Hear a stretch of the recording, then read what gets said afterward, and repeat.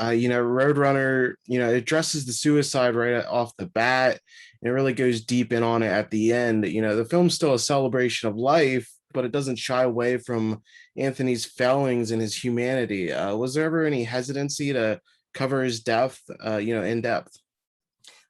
I felt like I had to, when I started making the film, when I would say to people I was working on a documentary about Anthony Bourdain, the first reaction I would often get was like a heavy sigh, like, oh, like, God, it's such a tragedy, or I can't watch his show anymore, or I don't know what to do with his death. And I feel like that kind of grief has just frozen him in a way in people's minds. And so part of what I realized the film had to do was to help people process it enough that they could start to think about him as a full person again.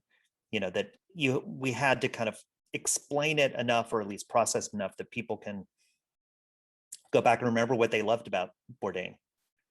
I wanted to ask you about the process of, scouring over the voiceover and the outtakes to find narration for the film. That sounds like a daunting process, but, how much was cataloged already? How'd you go through all that? I went through every article, book on tape, voiceover session, podcast, and I pulled out all the lines of anything that I thought were interesting things he said. And then I put together literally a binder of like 500 pages of things he said, and I organized them by subject. And so then as I was making the film, I would always kind of go through this and look at what he had said about everything. And what's amazing is how much he actually said, that how much of his own life he already told and narrated, because he was always kind of the subject of everything he did in a way, so, and he could be analytical about himself. So, once I realized that, I thought, oh, I could really use his voice helping to tell the story. And in a way, I thought about it like William Holden in Sunset Boulevard. This idea that he'd be narrating it, from beyond the grave. And I think Tony would have liked that too. Yeah, it's a strange subject for a documentary because so much of his life has been documented so candidly on camera, which is very helpful.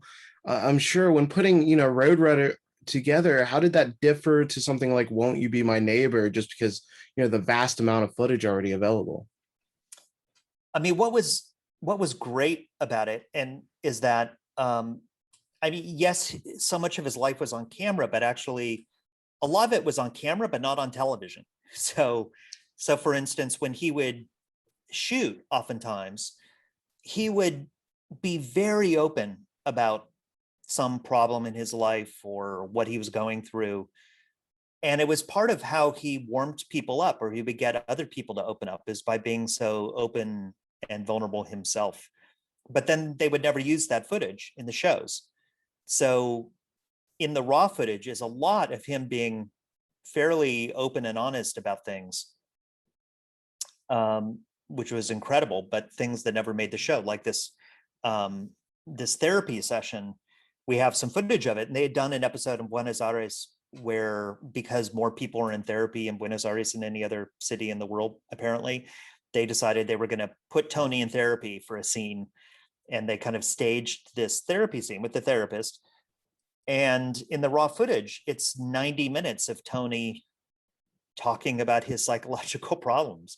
Like, as a documentarian, like, that doesn't happen ever. How often do you see your subject, in therapy on camera talking about what they're going through? And of course, only a little bit of that made it into the episode they used, but I think Tony ended up really kind of taking it seriously.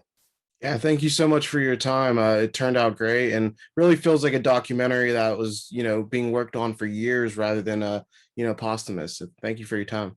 Oh, I so appreciate it.